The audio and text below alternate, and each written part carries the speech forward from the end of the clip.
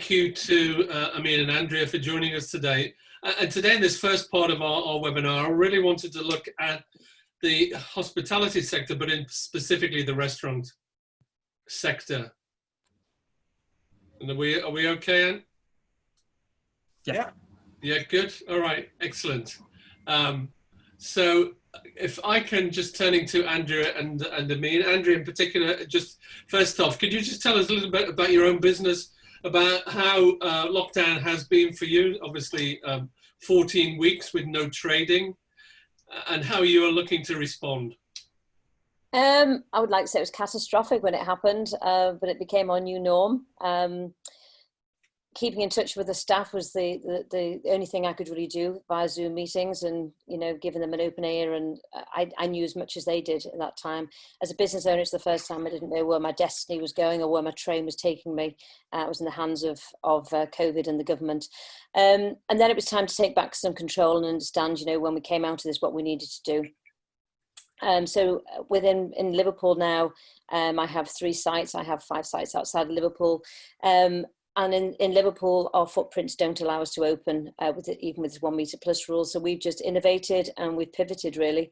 And we're doing what we call a dark kitchen, which is putting 3 brands under one roof, utilising the equipment, the space, cutting down our overheads, and being really lean in producing food that potentially can be profitable. Right now, it is just about starting off and realising where we're going to go from here. And in terms of your clientele, because you obviously have very recognisable brands, and have you had support from them? Are people loyally following you and desperate to get back? It's been quite phenomenal, actually. We launched a very soft launch when we started, because we have what we call our control centre, and we have 11 platforms in there. So each brand has each of the 3 main platforms, a till system, and we have an online app as well via our social media. So that is a job in itself, managing all that. And the amount of people from outside of the area that couldn't use a platform but have been passionate about what we've done and tried to support us have driven and come in their droves. So we have been really lucky. People have absolutely embedded the need for independence within Liverpool. We've always been great for it, but I think people are even more passionate about it now. Thanks. And I mean, you have particular brands which have actually introduced food into the Northwest, into Liverpool and Manchester, particularly with your Moroccan style. How has it been for you? It's been very tough for the moment. We had closed all the establishments for the last 14 weeks. It cost us money, obviously, to close.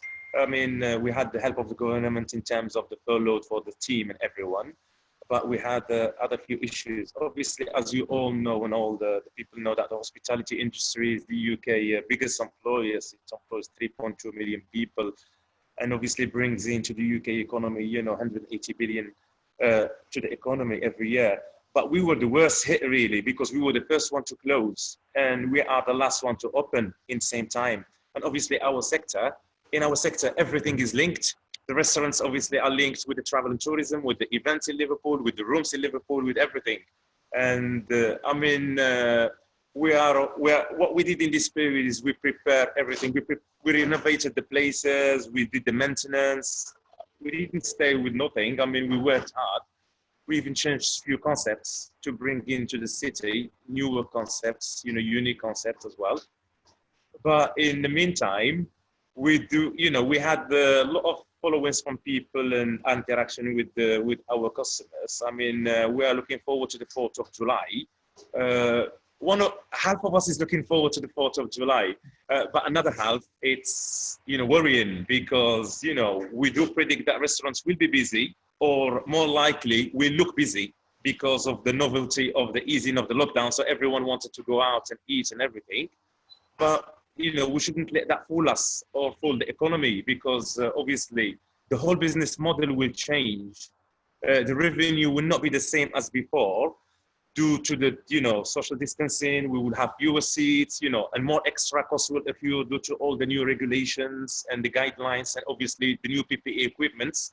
So we have to open and be flexible and see where we're gonna go, But I think, after a month or two, I personally think, the revenue will decrease. I do not think that demographic of Liverpool alone will sustain all the businesses in Liverpool, because the economy of Liverpool has been based mainly on tourism, on events, on leisure segments.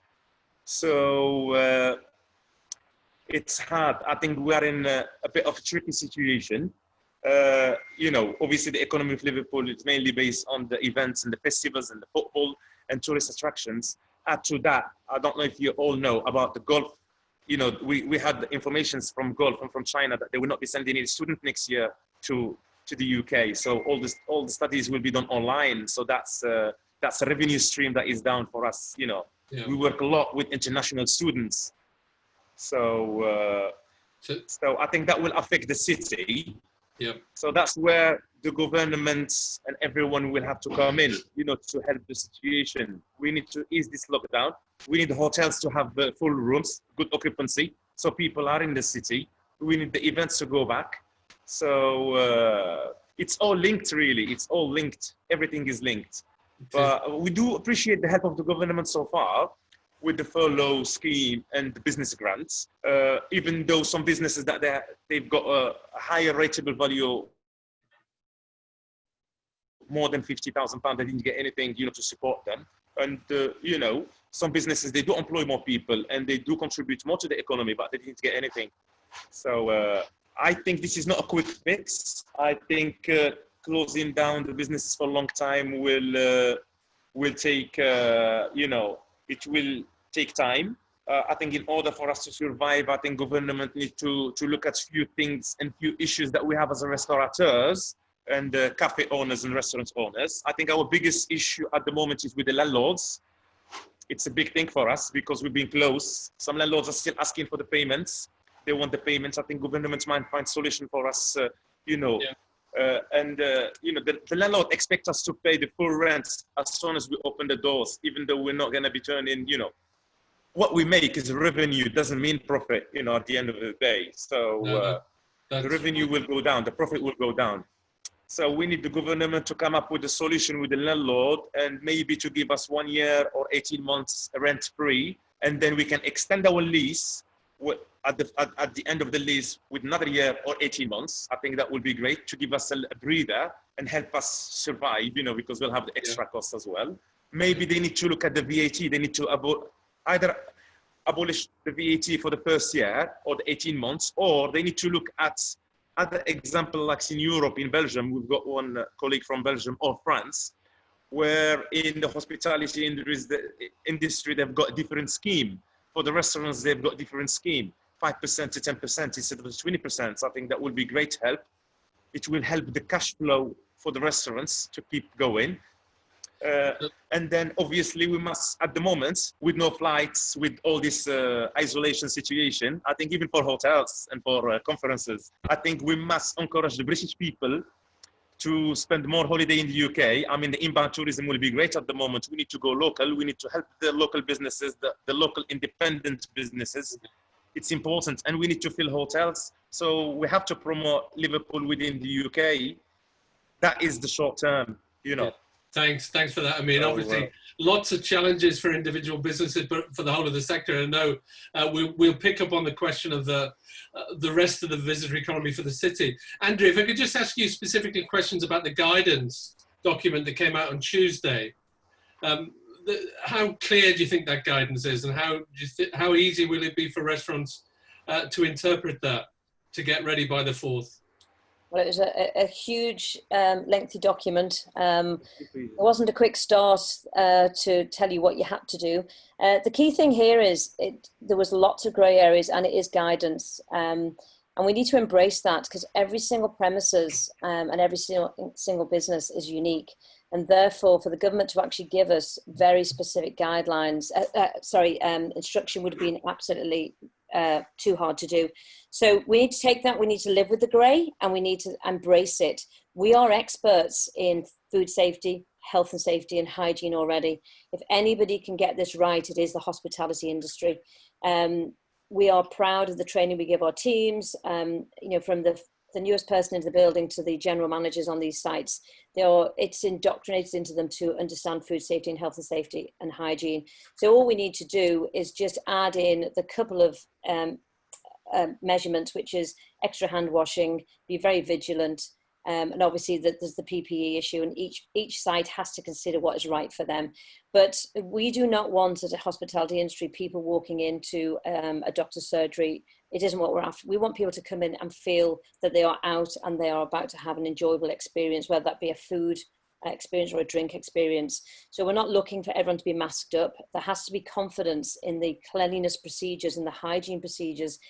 So what I say to everybody in the hospitality industry is, be very loud and proud about what you're doing. Tell people, put it on your social media, show the training you're doing, and make sure it's visible. Make sure it's very visible that you will stop service to wash those hands in between, and make it unconscious as part of your training. But for the customer, they see it as a very conscious movement forward. It's just going to be our new way. It won't be just for now. It'll be the new way.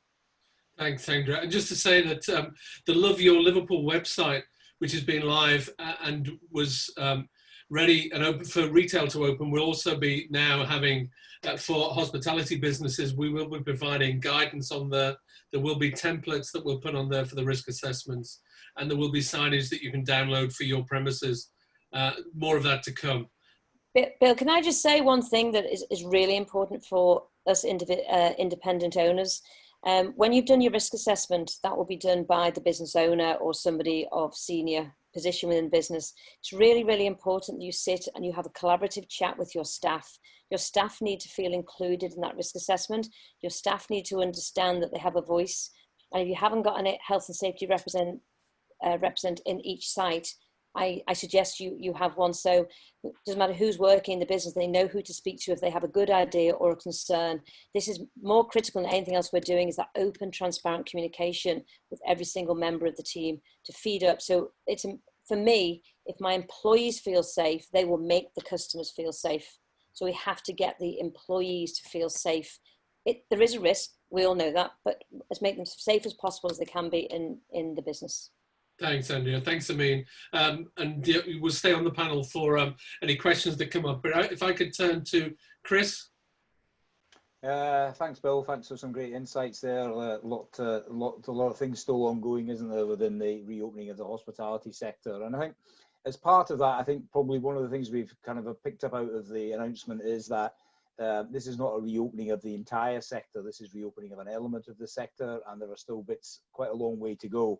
And one critical part of that mix is our event sector. You know, it's been a huge success for the city for over a number of years now, and it's good to have the opportunity to reflect on that with three great panelists. And maybe I'll start straight away with you, Jane, in your capacity as Chief Executive of the MIA.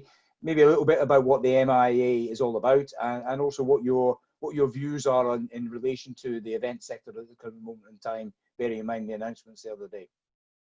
Thanks, Chris. So for those of you that don't know us, and I hope you all do, we're a trade association for the business and meetings and event sector. We've got 800 members, and they're wide and various. They're organisational members, not individuals, and they cover everybody from, or every type of business, from independent conference centres right the way through to destinations. And in fact, Liverpool plays a very significant part in our destination group. One of your staff, Jennifer Jensen, is actually the destination chair. So she's got a loud voice on our board. So we hear a lot from Liverpool.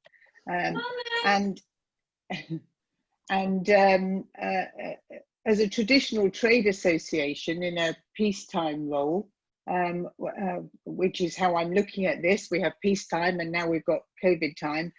Our role is to support the 800 members we've got and the wider industry. At the moment, it's a complete turnaround. What we are doing at the moment is, apart from the general support, what we're also doing is lobbying, and that's been at the very focus of everything we're doing. And I'm sure we're going to talk about guidance, Chris, so I'll sort of leave it there. But I just would like to say we started our support as far back as March the 9th, when we did our last live event. And that event was looking at an emerging issue, which was coronavirus. I don't think any of us had any idea that we'd still be here and that we'd still be supporting the way we're having to. So that's where we are. That's the MIA, Chris. Okay, and your view, Jane, at the moment in terms, sorry. Yeah, just your view on the impact of those guidelines on the event industry as it currently stands. Yeah, sorry, I forgot that part. I was so busy telling you about us. We're hugely disappointed. There is no clear guidance for this, for the business meetings and event sector as to when we should open. The guidance itself is great. It's very thorough. And within it actually is some guidance embedded from the Meetings Industry Association, and you can download that as one complete document. But not giving us an opening date for this sector, I think, is just horrendous for the sector. And for Liverpool, as Andrea and Amine have already pointed out, you know, you are so reliant on events. You need an events opening date. Okay, thanks, Jane. And Bob, you know, you've overseen what has been since 2008 a great addition to the Liverpool landscape with the exhibition centre, the convention centre, and for you, how's it been for you during this last few months, and what's your reflection on where you are at the moment and how you see things panning out in the future? To date, it's been catastrophic. We're a venue that can't hold any events and haven't held events for 14 weeks. Amir was talking about how everything is interconnected. Our main function as a venue owned by the City Council is to bring events into Liverpool that can feed the restaurants, that can feed hotels, that can feed taxis, that can feed retail. That tap has been turned off. We're responsible for generating around £200 million worth of economic impact per annum, and that has just come to a catastrophic end.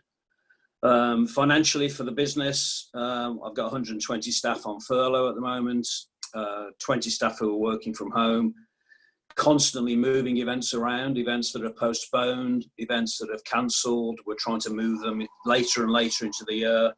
Big events like Labour Party conference in September have gone. You know, that's 11,000 people. That's £19 million of economic impact alone, let alone publicity.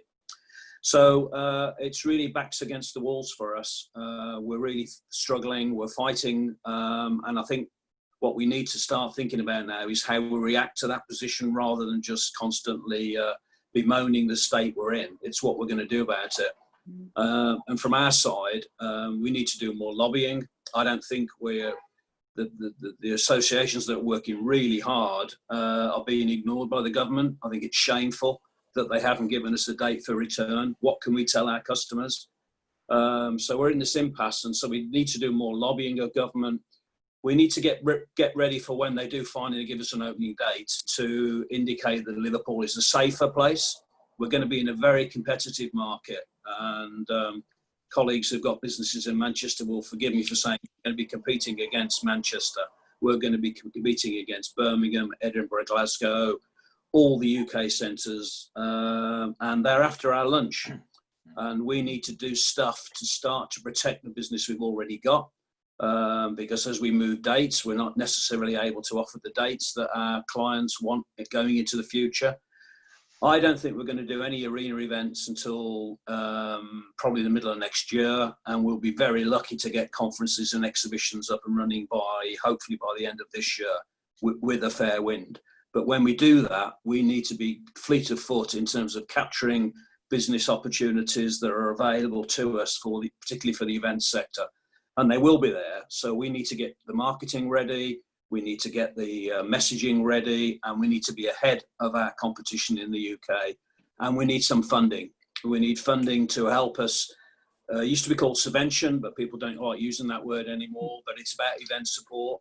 And we're talking on a daily basis to the Combined Authority about releasing funds for us to actually go into the market now in the next few days and weeks to actually try and capture business that is potentially moving away from other centres that are in the same predicament as ours. So that team's very busy at the moment, working away. The reduction in furlough, as that starts to be removed from a financial perspective for us, is going to be a real challenge as we move forward. So not a great picture, Chris, but we just must keep working towards convincing the government that we are ready to open, and maybe even do some pilot events so we can show that we can do events effectively with a 1 metre distancing, and we just got to keep going. We are in the position we're in. It's no good moaning about it. We just got to roll our sleeves up and crack on. Yeah, I mean, I think it's a truthful analysis, Bob, of where you're at the moment, isn't it? But I think also for government, I think where I've been disappointed with government is that they haven't connected all the strands of the visitor economy together. The interreliance amongst many facets of the visitor economy all come together because there's a clarity around nighttime accommodation, there's a clarity around our performing venues, there's a clarity around our event sector, which then impacts on our hospitality. No good opening hotels if we've got no business to put into the hotels. Correct. It is, as Emile said 20 minutes ago, it's all connected, and the government need to understand the connections between this, what drives the business. Okay, great stuff. And then finally, Colin, can I come to your good self? I mean, clearly you're well known for all that great work that you're doing up there at the Knowledge Quarter with Paddington, and it's great to see that still continuing to grow exponentially, and looks like it's going to be a huge success for the city. But with another hat, you also chair the Club Liverpool Ambassador Programme. And what's your context? Maybe just explain a bit about that programme, but also perhaps in the context of the conversation we just had with Bob and Jane, how you think the Club Liverpool programme can help fill all the books for us going forward. Well, thanks, Chris. Before I pick up on that and on some of the comments there from Bob and Jane, I'm going to start with the good news. And the good news is it's actually hotter in my dining room here on the outskirts of Liverpool than it currently is in Barcelona. So, at least with the health and the economic crisis we're all facing, at least we can't do the British thing and complain about the weather. The weather is amazing.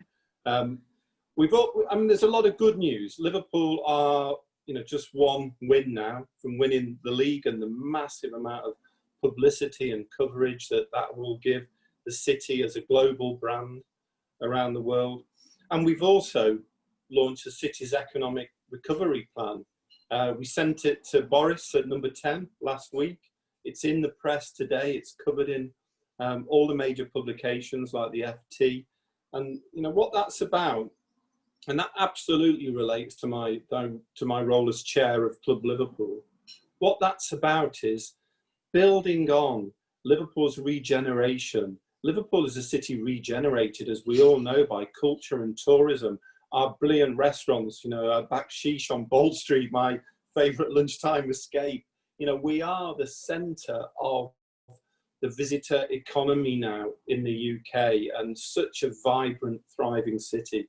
So that economic recovery plan, which we've worked on with the city region, that's about protecting everything that Bob and Jane and colleagues have talked about. So when we can see better times ahead, we're ready to open up and deal with those. Whatever the confusion in government policies, Liverpool's going to be on the front foot, the first to open properly, and the best at what we do. We were good at it going into this crisis, and we're going to be bloody good at it coming out of the crisis. But Club Liverpool is part of that partnership, that overall story. I think since 2016, ambassadors from all over the city and city region, university, academics, hospital clinicians have come together to bid for major conferences, conventions and events to fill Bob's Arena and Conference Centre and many of the other brilliant venues around the city, like the cathedrals and the universities, and the wider venues that we have. So Club Liverpool does an awful lot. It's brought £75 million worth of events into the city in recent years. But what we need to do now is to pick up on that last point that Bob made. let's get to work now planning the future. Let's get our marketing right. Let's get our pilot events going. Let's prove that Liverpool will win out because of the indigenous endemic creativity and innovation that's in our city. And we were the first city in the UK to launch our economic recovery plan to government. And we should be the first city to really prove that our visitor economy can thrive again and be the best in the country. Okay, well, that's a very good challenge for us all, Colin, to take on board. Okay, so I'll leave it there with this panel, Bill, to give us enough time for questions later on. Hand back to your good self. And if I could just ask Andrea at this point, because there's a point we didn't mention just before about the importance of collaboration and working together in this, and the role of the various stakeholders in the city, but particularly the Liverpool Hospitality Association. And we know that during 2019, we launched that to bring together the restaurants and the hoteliers. Andrea, if you just want to speak about how you believe businesses should really engage with Liverpool hospitality, and then I'll ask and introduce Claire. Thank you, Bill. Basically, realistically, before all this happened, everyone was working very much siloed. And if you knew people as you'd grown into your businesses, people knew other people within hospitality. But we didn't have a massive voice. One thing that has happened since we've been in COVID is the voice directly from Liverpool hospitality into UK hospitality has been enormous. And without a shadow of a doubt, the work that Steve and Paul and Marcus have been doing within the organisation has definitely got to the right ears. We have a voice, we need to keep that voice really strong. So I'm just putting it out to everybody. If you're not a member of Liverpool Hospitality, then please become a member now. We need to work together. As all of us know, it's going to be a very long and hard road ahead. Somebody could resolve a problem for you just by having somebody to talk to that understands the pain and frustrations you're going through. So do not think you need to be on your own. There's also good from it as well. You can build relationships to actually go on for new ventures, who knows. So please, if you're not a member, I ask you to become members. And we'll share the links with that. Thanks, Brilliant. Andrea. Thank you. And just to say, for those who are in Liverpool and that you've heard about Liverpool Without Walls, Liverpool Without Walls as an initiative has directly come out of the conversations that we've had with Liverpool Hospitality Association and with the Mayor of Liverpool. So it's great. Thanks, Andrea. But if I can come to Claire now. So Claire Albaret is Chief Operating Officer of AMCV in Belgium, operates across Belgium and France, but also on the board of an international placemaking organization. We just thought it would be very useful for people within the industry in the UK and in Liverpool. I know you're a great friend of Liverpool and you've brought many people across here, and just thinking through clearly what's the perspective and what's been happening over in Europe. We hear lots of different things. But so if I can introduce Claire and ask her to tell us all about what's happening in continental Europe. Hi everyone, I'm very happy to be with you today. I'm trying to share my presentation and it doesn't work. There we go. First of all, I'd like to say that I'm very happy to see that we're all facing the same problems. So can you see the... Yeah, that's working out. Thank you, Claire. So for once, I mean, all city centres around the world are in front of this schizophrenic situation. And I think it's very interesting to see how you deal with this and how we deal with that, and see how we can adapt, because like Colin, I think that we will adapt. The only difference with other crises, should there be e-commerce and everything, is that it's just very brutal and we don't know when it's going to end. So, when we started with the crisis, I'm just going to focus on the main points and the key elements that came out of the crisis. We have many contradictions, which you can see on the screen, so I'm not going to speak about them, but the main one is the people, because you've got either people being overprotective and completely terrified with the crisis, so they stay locked down in their flat, and on the other part, and the photo you see is taken in Bordeaux the first weekend of the lockdown shift, and so people, they're not wearing masks. They're just packed as usual, if not worse than before the crisis. So what we're trying to figure out is how to work with this and make people more sensible in one way or the other. The other thing of the lockdown is that it unveiled a lot of other problems. The first one being social inequalities. The rich people just living during the lockdown in the second home with a garden and a swimming pool. And most of the other people living in city centers being stuck in their flats with their family, some with very young kids that needs to play, have fights and leave, and with not a place out, not a balcony, not a patio, not a garden.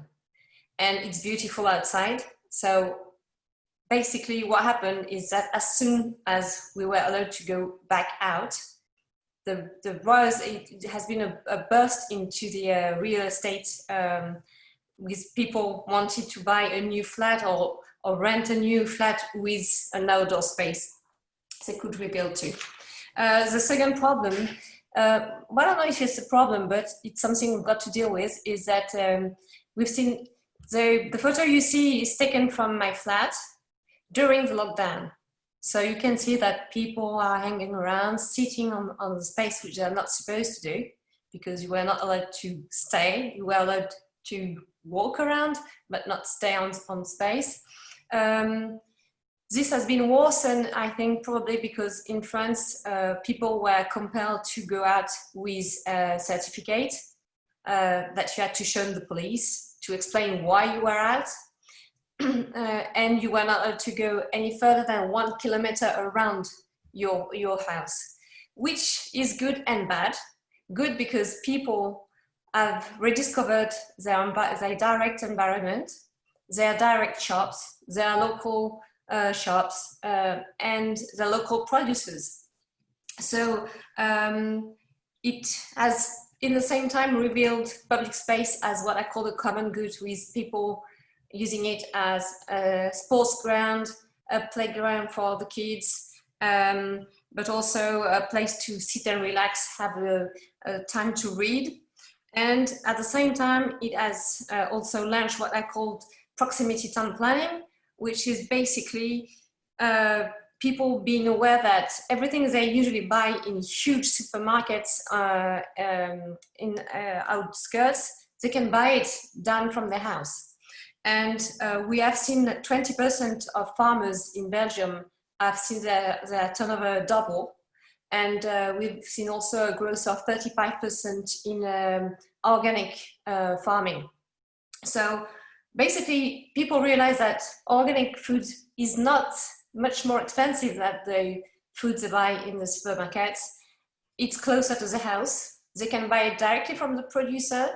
So what we're trying to do is basically use these good surprises of the COVID to make them stay in the long run in the habits of the people. It also has confirmed the urge for a cross-sector approach, one not living with the other. And we've seen that when the lockdown finished, because only shops were allowed, but restaurants and bars opened later. And shops on their own really struggled the first weeks. So as soon as bars, restaurants came back into the fight, it just really went much, much better.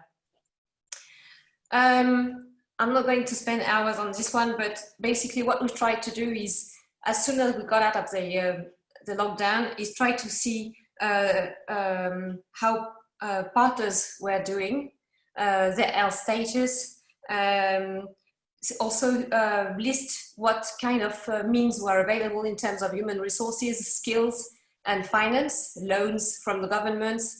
We had a big fight with the government, which we did win, and the landlords to have rents being stopped and erased for the time of the lockdown. Some have accepted to reduce it, but at least left the charges.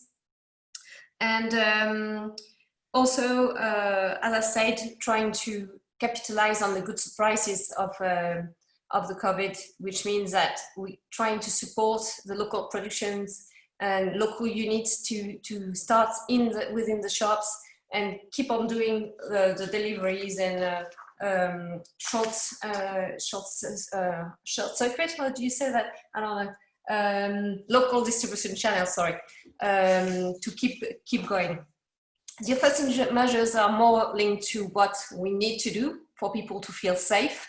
So it's really to adapt public space to health and security needs. We've tried to put into place also tactical urbanism, or what I call pop-up urban planning. So I'm going to show some examples in the following slides. We also try to work on the commercial mix. Unfortunately, we've seen a lot of vacancy happening during the COVID. It is expected to have 20 to 30% of pub crosses within the retail and restaurant sector. So we're trying to use these new empty cells not as new shops, but new activities, mixing the retail with leisure, culture, producing and this kind of stuff. And also some of the window shops are used as a participative blackboard, where we ask people, what would you think would be good to have here?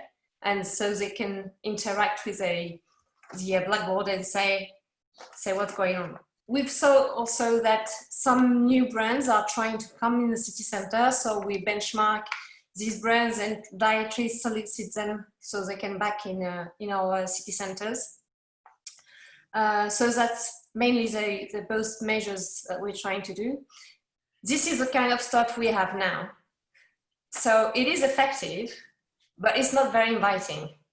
Personally, I don't really feel that I'm welcome with this policeman, probably very nice, but I think it's a bit aggressive. So we've seen a lot of cities and shops trying to offset this effect with a genuine and they've punctuated the public space and their shops with welcome back messages, and as have been very well supported with local campaigns of communication done by the local authorities. This is in Lille, and you can see both shopkeepers that are on the blackboards.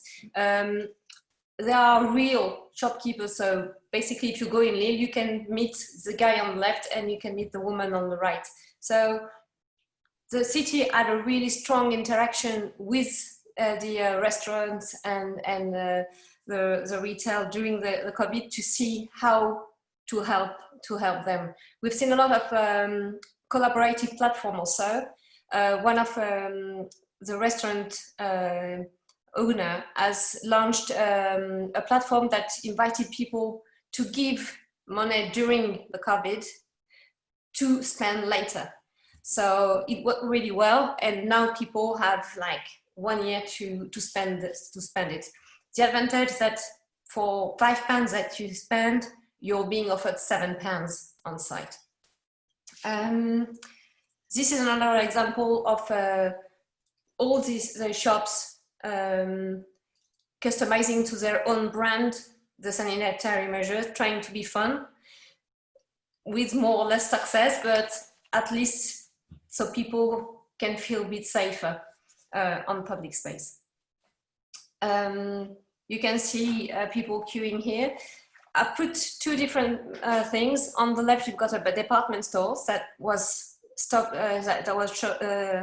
closed during the COVID, and on the right, a really small fruit and vegetable shop that opened during the whole time. And you can see that on the left, it's not very easy for people to put their mask and respect the social distancing, while on the right, since it has been the habit first day of the lockdown, people have really come into it really, really easily. This is a very interesting platform that the government has put in in France, so that you can go and see what you can do in the region. Because the main problem we have with tourism at the moment is that every city wants to attract as much tourists as she can. So they're all fighting against one another. And on the other hand, people say, well, I don't know if I'm going to Bordeaux, if the museums are going to open, is there going to have some activities? So both sides need to work together. And so, for instance, I took the example of Bordeaux. So this tells you what you can do during 10 days in Bordeaux, museum-wise, activity-wise, which events are going to be open, all the shops are going to be open, and you can actually see, and also all the sanitary measures are being taken on site, and what you will be compelled to do, and why you can come because you will be safe. On the other end, we've got also initiatives such as in the north of Belgium, where the Flanders region has decided to do a cycling route around their country. So people can stop one day in Gand, one day in Albaret. So we're trying to make it, the watchword of the governments are stay local, don't travel. Many people anyway are very scared of going back to Spain, going back to Italy, going back to France. So we're trying to make people aware of where is the danger and what can be done really. This is an example of tactical urbanism I was speaking about earlier on. So many streets have been pedestrianized, so we can see how it works if it doesn't work. And for some cities, from some streets, it works really well. For others, it's more difficult because they're very narrow and they tend to become very packed at some point because as people know they are pedestrianized, they feel safer and they all go into it. So we're trying to, again, regulate the flux and see how we can people. This is in Paris. This is something unbelievable. One of the main streets in Paris has been turned into a bike route, really. And we tend to think that the mayor of Paris is trying to bikenize Paris with like 50 kilometers of biking stations. And so all this is supposedly temporary. We don't know if some are not going to be definite in the long term, but it works again really well. And it's a real relief for people who have been stuck in their house for so long to be able to go out and just breathe. This is, I think, a very funny dispositive, and it's called a static beach. So basically you book your slot, you're allowed 1 square meter, and you can stay for a slot of 2, 3, 4 hours. You're only allowed with the people you booked in, with a maximum of 5 people. And it has started in as soon as the lockdown was announced, and some people like it much better than the usual beach, even without COVID. So this part of the beach will stay static. Another part will be free, knowing that you still have to do the social distancing.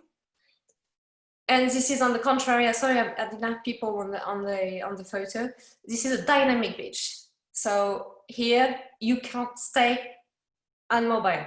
You've got to move all the time. You can't lay on your towel. You can't eat. You've got to move all the time. So some people are doing some what they call dynamic sunbathing, playing with balls, but not doing. So you can see that people are surfing, but that's about it. So basically, the good news is that a lot of people are going to do staycation, meaning that the loss for the economy we all hope are going to be is going to be lower by the attractiveness of the tourists. Many people decided not to go on holiday at all. Some have decided to postpone it. In Belgium, people still want to move, but they want to move within Europe. Most of them don't want to take the plane because they're really scared of plane and coaches. And they're very scared to be stuck in the country where they're spending their holiday if the COVID come back. So most of them are going to use their car, which is not very good for the environment. And I think that's about it. Thanks, Claire. That was great. Thank you very much for sharing that. Just a quick point. Something I noticed particularly that the wearing of face coverings, masks. Is that something that's mandatory? That if you want to go into a shop? This is very complicated because the government is very unclear. I feel the same problem as Andrea. We've got recommendations, we've got guidance, but nothing is compulsory. So basically, most of the people feel safer within the shops because many shops are just making the mask compulsory, and you can't enter the shop if you don't wash your hand and don't put your mask. And in the shoe shop, you've got to wash your feet with sanitizer. Thanks. Thank you. And in fact, Colin has just put on that point exactly, that perhaps here in Liverpool, we need to start looking about how we provide that reassurance by, we need to normalise mask wearing. And that's possibly something, I mean, in fact, not possibly, something we should be looking at and we will do. So thank you for that. And thanks, Claire. We have a number of questions. If I could just ask Jane, there's a specific question about small events and small meetings, if I can ask you about that particular point.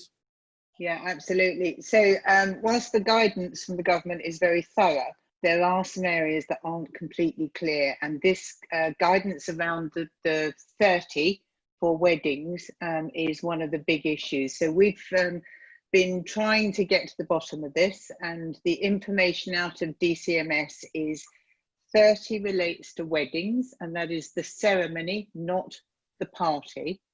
And that 30 also includes the officials that would be attached to that wedding, so your registrar and all of that. So no, it doesn't include meetings. We can't have small meetings, very sadly. At the moment, it is an absolute no-no. That is weddings, and it is for 2 families, maximum 30 people. Thanks. Thanks for that. And we're anticipating further clarity at some stage in the future, as we've discussed. Yeah, we understand that there's going to be more information out of HMG mid-July. So I think we've just got to hold our breath until that point. And as everyone has been saying, let's get ourselves ready. We've put in place lots of support to make sure we get ready. You in Liverpool, you're already well ahead in some areas. But yeah, let's just make sure that as the hospitality industry, we're ready. Great, thank you for that. And Amine, you wanted to come back with a further point. Yeah, that's right. Yes, I wanted to go back to Colin. Thank you, Colin, for your positivity. It's very good. We love to be positive, and I think it's very good. And you're always welcome to Bakchich. Your value for money, place for your lunch. It's good to be positive, and it's good to promote the city, but in the same time, we must be realistic, because we as employer and as businessmen of independent businesses, we have the responsibility towards all our employees. And like Bob said, he's got so many employees as well. We have so many employees. When the furlough scheme will go and he can't work, or we're not gonna have the same objectives that we're aiming, we will have to let these people go. We must. And that's not people, you have to think of them as families. There are a number of families around, so we want to be positive, but in the same time, we need to think, because we've got responsibilities for all these people and all these families, and we want Liverpool to thrive. So a lot of businesses already closed down. I'm sure you notice in both streets, and the national chains as well, like Aluccio's, and then other national chains that have been struggling before the COVID. But for us, the COVID has changed everything, because I think it changed the whole, you know, the trends have changed now. And, you know, the lockdown has people start eating at home, people start being healthy, being fair, you know, it changed so many things. And so we just need to be very, very careful, and we need the support. And this group here, we are lobbying for the businesses, especially the independent businesses of Liverpool, that keep the people going, that keep the city. It's so important. That's and one more thing, talking about what Claire, I spoke to you earlier about Koop closed down. So we, you know, obviously in this lockdown, we were thinking about, you know, when we start, even if we had time for ourselves to become more healthy and go, you know, running and do exercise. So as Claire said, people, they were more and more going towards the organic food and healthy options. So I'm very pleased to announce that we will open a place in Ball Street called Organico, and that will be just organic, you know, for the people. So excellent. It's that's great. Plant-based, vegan, you know, and vegetarian, and most of the products will be organic, so they will be healthy. So we'll give locally produced to people of Liverpool. And locally produced. Yes, look, of course, locally produced, absolutely. That's great. So Claire, if you are ever in Liverpool, make sure you come and see us, please. Claire has an invite. As soon as we're safe, she's back. Well, I'm back, I'm here. Absolutely. Good. Thanks for that. Yeah, no, we will be there. And Amine, and everybody on the call today, I mean, we know that all of us have said that this is going to be a long term, and Claire, you'd echo that in Europe as well. It is a long term. We need government to continue to, well, obviously we need government to act in the way that we've called on that today, particularly around our events and our conference centre. The whole ecosystem of the city needs every section of the city working together. And we know that it's going to be long term, and we need that support. There's another couple of questions. One was about Hacking Say, and just to pick up on the Hacking Say in particular, I know we're almost at 1 o'clock, is to say that all streets in the city centre are being reviewed at this moment in time. But we'll come back specifically on the details of that. And also about the independent businesses in Castle Street that will benefit from the Liverpool Without Walls. Well, all those independent businesses should be able to benefit if they wish to do. Not all businesses will reopen on the 4th, some will be later than that. But the Liverpool Without Walls initiative, which grew out of conversations with the Liverpool Hospitality Association, is to benefit all businesses, and also primarily those independent businesses, but not just, it's all businesses. I think I've covered most of the questions. We will respond directly then to, and Colin, I think we will pick up your point specifically. Thanks to everybody for your attention. Au revoir, Claire. Au revoir, à bientôt. We will see you soon, and we will see you all soon. Thank you.